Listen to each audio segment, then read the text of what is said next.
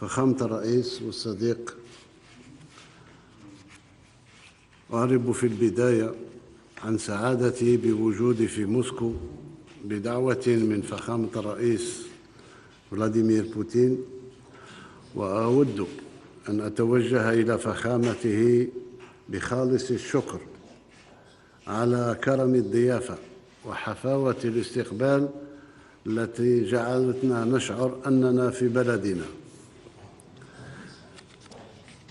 هذه الزيارة التي تندرج في إطار الجهود التي يبذلها بلدنا لتوطيد علاقاتنا الثنائية وتعزيز ديناميكية التعاون بيننا.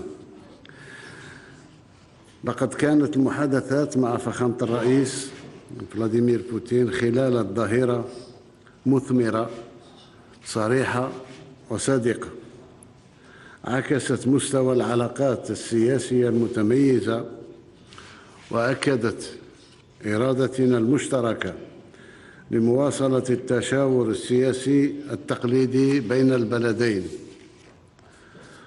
وأفتح قوس لأقول أننا متفقين مع كل ما جاء به فخامة الرئيس فلاديمير بوتين من خلال تدخله. لقد تطرقنا بطبيعة الحال كأصدقاء لعلاقات الثنائية في مختلف الميادين وسبل تعزيزها، وتبادلنا وجهات النظر حول القضايا الإقليمية والدولية التي تهم بلدينا.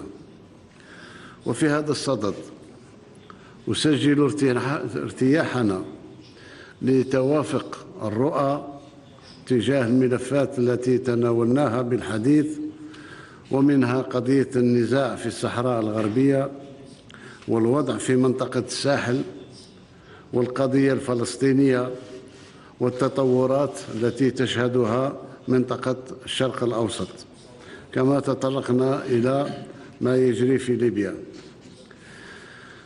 لقد سمحت هذه الفرصة بتوجيه جزيل شكرنا لفخامة الرئيس على دعم روسيا للترشح بلدي للانضمام إلى مجموعة البريكس، واتفقنا على المضي بالعلاقات الجزائرية الروسية إلى المزيد من التعاون، وهو ما يعكس توقيعنا على تصريح الشراكة الاستراتيجية المعمقة التي يشهد على حرصنا المشترك لتكثيف وتوسيع التعاون بما يتماشى مع مستوى علاقاتنا التاريخية التي تمتد إلى أكثر من 60 سنة، وذلك من خلال اعتماد خارطة طريق طموحة للتعاون الثنائي يهدف إلى الاستفادة من أوجه التكامل الاقتصادي بين البلدين.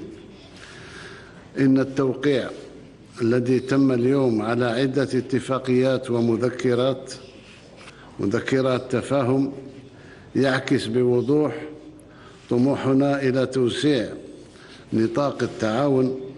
وبهذا الخصوص أعرب مجدداً عن ارتياحنا لمستوى العلاقات بين بلدينا والديناميكية التي تتبعها خلال السنوات الماضية، وسنعمل على الارتقاء بالتعاون عبر تشجيع التبادلات الاقتصادية والتجارية وتنشيط الشراكات بالاستفادة من أوجه التكامل الاقتصادي المتاحة في البلدين ومن تجربة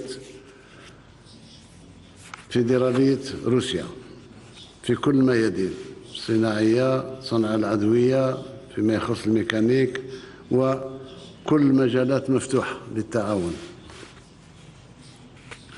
وتتيح لي هذه السانحة أن أدعو المتعاملين الاقتصاديين في روسيا للاستثمار في الجزائر التي تتوفر اليوم على بيئة استثمارية ملائمة بفضل الإجراءات التحفيزية والامتيازات التي يتضمنها قانون الاستثمار الجديد في بلادنا.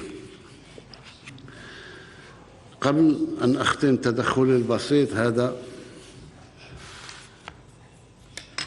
ألح مرة أخرى على تطابق الرؤى بيننا وبين دولة روسيا الفيدرالية الصديقة، وتطابق الرؤى بكل ما جاء به فخامة الرئيس بوتين في تدخله.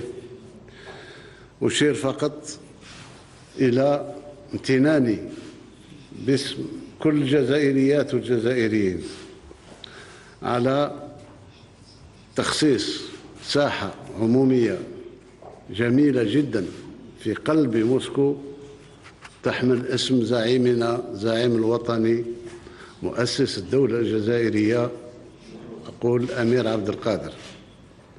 شكرا مرة أخرى فخامة الرئيس. للتاريخ فقط أذكر أن القيصر نيكولا II أهدى للأمير عبد القادر وسام النسر الأبيض، وفي عهد الرئيس بوتين أهدى لنا ساحة عمومية للأمير عبد القادر. فشكرا.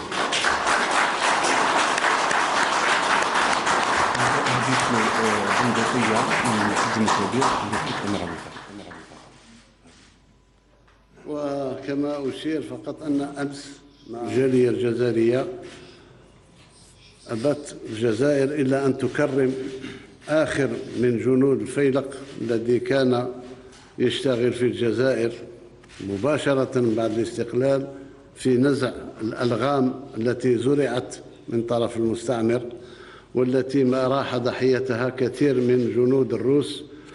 نترحم على أرواحهم، وشاكر مرة أخرى هذا التدخل للجيش الروسي في نزع الألغام. ربما تكون في اتفاقيات إلى كذلك تطهير مناطق التي تم فيها التجارب النووية أيام الاستعمار، أن تطهر من طرف ربما مختصين من أصدقائنا في روسيا الفيدرالية. شاكر لفخامة الرئيس صدره الرحب وسعة الصدر على قبوله إمكانية توسط بين دولة صديقة روسيا الفيدرالية وأوكرانيا فيما يخص النزاع القائم حاليا. شاكر له هذه الثقة وستكون في محلها إن شاء الله. وفي الأخير أود أن أحيي التزام فخامة الرئيس فلاديمير بوتين بالعمل على تنشيط علاقتنا الثنائية ومشاوراتنا السياسية، وعلى الأهمية التي يوليها شخصيا لتعزيز شراكتنا في كافة الميادين.